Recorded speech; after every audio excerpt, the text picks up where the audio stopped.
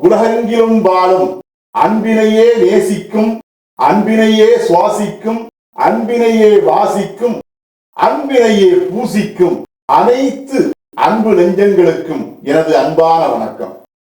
செல்வராமாயணம் என்னும் புதிய ராமாயண காவியம் ஒன்றை நாம் இங்கே இந்த தளம் மூலமாக வழங்கி வருகிறோம். இந்த ராமாயண காவியம் ஏறக்குறைய 20,000 பாடல்களால் ஆனது. இந்த காவியத்திலிருந்து கடந்த பகுதிகளில் 195வது பாடல் வரை நாம் பார்த்துள்ளோம். அதன் தொடர்ச்சியாக இந்த பகுதியிலே 196வது பாடல் மற்றும் அதன் விளக்கம் ஆகியவற்றை பார்ப்போம். செல்வராமாயணம் மிதிலை பருவம் மனவினை காலம்.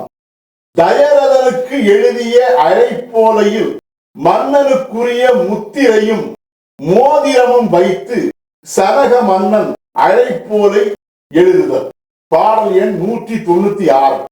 மொத்த வானின் ஒளிப்படை போல் முழு ஒளியாய் நிறைகவென்றே பத்தினியர் சுற்றமுடன் பயணித்தே வருகவென்றே முத்திரையின் செய்தியுடன் மோதிரமாய் அருகு நின்றே சுத்த நெஞ்ச பண்பென்னும் சூத்திரமாய் உருகினனே.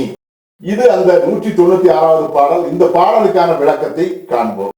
மொத்த வானின் ஒளிப்படை போல் முழு ஒளியாய் நிறையவென்றே என்ற முதல் வரிக்கான விளக்கத்தை பார்ப்போம். வானில் திகழும் ஒளிக்கோள்கள் அனைத்தும் ஒருங்கே ஒரே நேரத்தில் ஒன்றாக திரண்டு அதன் மூலம் உருவாகும் ஒளி குடும்பம் யாவும் ஒளி படை போல் சேர்ந்து திரண்டு வருதல் போல தயரத மன்னரின் குடும்பத்தினர் யாவரும் ஒன்றாக திரளும் முழு ஒளியாக இங்கே வருகை செய்து எமது நெஞ்சிலே நிறைந்து திருமணம் மகிழ்ச்சியுடன் நிகழும் மன நிறைவினை தருமாறு அன்போடு வேண்டுகிறோம்.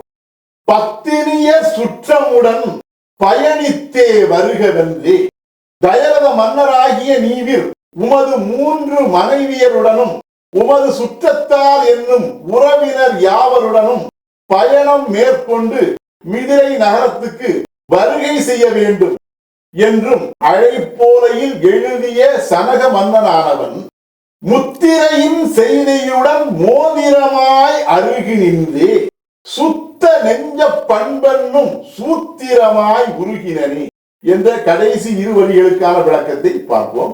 அவ்வாறு எழுதிய சனக மன்னனானவன் அந்த ஓலையில் மன்னர் எழுதிய ஓலையே அது என்பதை அடையாளம் காட்டும் வகையில் விதேக நாட்டிற்குரிய முத்திரையையும் மன்னருடைய மோதிரத்தையும் வைத்து அவ்வோலையை தகுந்த தூதுவர் மூலமாக அனுப்பியது மட்டுமன்றி அத்துடன் தனது மோதிரத்தையும் அதனுடன் வைத்து கொடுத்து தானே அந்த மோதிரத்தின் வடிவமாக அவ்வோலையை வாசிக்கும் தயரத மன்னரின் அருகிலே நிற்பது போன்ற தன்மையை வெளிப்படுத்தியதன் மூலமாக தனது நெஞ்சத்தின் மேன்மையையும் தூய்மையையும் காட்டும் பண்பினை வெளிப்படுத்தும் சூத்திரமாக அந்த அழைப்போலை மூலமாக தயரத மன்னர் மேல் தனக்குரிய உயர்ந்த மரியாதையையும் வெளிப்படுத்தினான் சனக மன்னர். இதுவே இந்த பாடலுக்குரிய விளக்கம். செல்வராமாயணத்தின் 197வது பாடல்